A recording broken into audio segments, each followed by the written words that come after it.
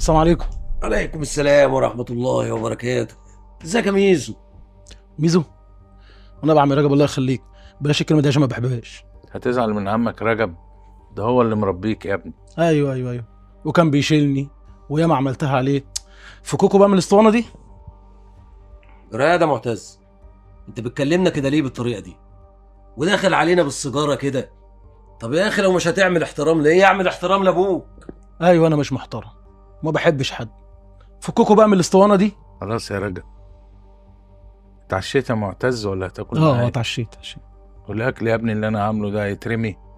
ده انا مأخر علاج السكر عبال ما تيجي عشان ناكل لقمة مع بعض. بابا الله يخليك ما تبقاش تاخر علاج السكر، واقول لك ابقى كل ما تستنانيش، انا كده كده هاكل بره مع اصحابي. يا محمود، ابنك بقى قليل الذوق والادب كده من امتى؟ ربنا يهديه يا رجب. وانت هتسيبه كده لحد ما ربنا يهديه؟ بتعمل حاجة يا اخي، انت مش ابوه. هعمل ايه بس يا رجب؟ اديك شايف انا كبرت في السن، صحتي تعبت، وهو لا بيحترمني ولا بيكبرني.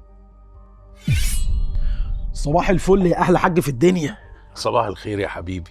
ده ايه الرضا ده يا حبيبي؟ تفطر معايا بقى، انا عامل فطار. لا مش للدرجه دي. شكلك عايز تقول حاجة يا ولا؟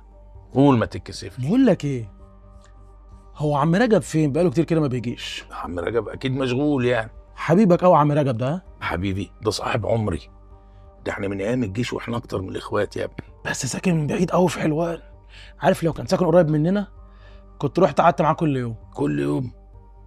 يا ابني احنا بنتقابل لما بيكون هو فاضي، اصله عنده مشاغل كتير الله يعينه. طب بقول لك ايه، انا بفكر في حاجه كده. قول يا ابني.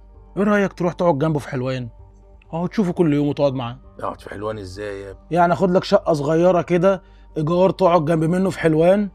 بصراحه كده يا حاج انا جوازتي واقفه عليك دلوقتي. واقف عليا انا؟ ليه يا ابني؟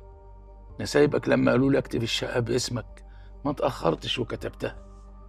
ايه المطلوب مني تاني؟ مطلوب ان بنتهم تبقى قاعده في شقه لوحدها على حريتها، وبصراحه بقى حقها. يا ابني ما احنا قلنا هنبني حيطه تفصل الحمام والاوضه بتوعي، وانتوا قاعدين في شقتكم زي ما انتوا، والشقه واسعه الحمد لله. لا صها مش عاجبها الكلام ده. من الاخر كده انت لازم تطلع من الشقه، ولا عايز تبوظ لي الجوازه؟ انا بوظ لك الجوازه يا ابني؟ بقول لك ايه، مش عايز من اهدى.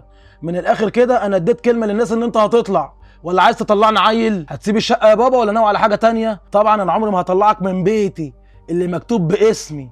انت حبيبي واكيد هتقدر ظروفي. حاضر يا ابني، حاضر اخر. حبيبي. حاجه تانية بقى كده كنت عايز اسالك عليها. خير يا ابني؟ اللي هو الدهب بتاع امي فين؟ انا بدور عليه مش لاقيه. ماله دهب امك؟ هبيعه عشان اصرف على مصاريف الفرح. كله الا دهب امك، الحاجه الوحيده اللي فضلي من ريحتها. ريحتها؟ هو انت كل يوم بالليل بتجيبه تشم فيه؟ الدهب فين؟ الدهب عند عمك رجب. عم رجب مين؟ انت اديت الدهب بتاع امي للراجل السكه ده هيبيعه. ما تقولش كده على صاحب عمري. بلا صاحبك بلا بتاع، انت باين عليك كبرت ودماغك نعمت. بقول لك ايه، الدهب بتاع امي يجي انا ارجع من الشغل الاقي الدهب موجود، مفهوم؟ يا بنت اهدي طيب، والله هحل المشكله دي. اهدي طيب واسمعيني وان شاء الله هحل لك المشكله دي. سهى. معتز. معتز يا ابني، يا معتز. ايه يا بابا عايز ايه؟ يا ابني حماك كلمني النهارده وقال لي على ميعاد الفرح. انا حددت معاه. يعني ينفع يا ابني كده اعرف من بره زي الغريب؟ بره ايه وجوه ايه؟ المهم ان انت عرفت وخلاص. انت هتعملي فيها فيلم هندي؟ فيلم يا ابني؟ انا بتاع افلام. بابا والنبي الله يخليك اطلع بره سن دلوقتي الواحد عشان مخنوق. حاضر يا ابني. الو. ايه يا حبيبتي، انت مفكرين هسيبك تنامي زعلانه؟ والله ما يحصل. صدقيني خلاص انا هخليكي تعملي الفرح في القاعه اللي انت عايزاها. الموضوع التاني ده انا هتصرف فيه، هكلم بابا فيه والله. وايه، عايزه تلبسي فستان مكشوف؟ ماشي، مش هيهون عليا ظهرك والله. حاضر هجيب لك كل اللي انت عايزاه. المهم انت كده مرتاحه، راضيه عني يعني؟ في ايه يا محمود؟ جايبنا على ملا وش ليه؟ وعايز الدهب في ايه دلوقتي؟ انت تعبان يا اخويا ولا حاجه؟ لا يا رجب مش تعبان، والواد هو اللي عايز الدهب. فلما قلت له لا كان هيمد ايده عليا. يمد ايده عليك؟ ده انا كنت اقطعها له. لا يا رجب سيبه يا رجب. اسيبه يعني ايه؟ اسيبه يبهدلك كده؟ هو ده اللي انت تعبت وشقيت عليه سنين؟ هو ده اللي كنت بتترجاه من الدنيا عشان يكبر ويشيلك، يقوم يعمل فيك كده؟ نصيبي يا رجب، نصيبي. انا عايزك تشوف لي اي اوضه جنبك يا رجب، ان شاء الله حتى على اي سطوح. اوعى تقول لي انه طردك من الشقه كمان. طردني يا رجب، طردك؟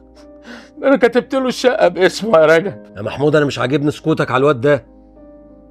اذا كنت انت مش قادر عليه انا اقدر اكسر لك دماغه واجيبه لحد هنا يبوس رجلك وايدك كمان. قلت لك سيبه يا رجب، سيبه في حاله.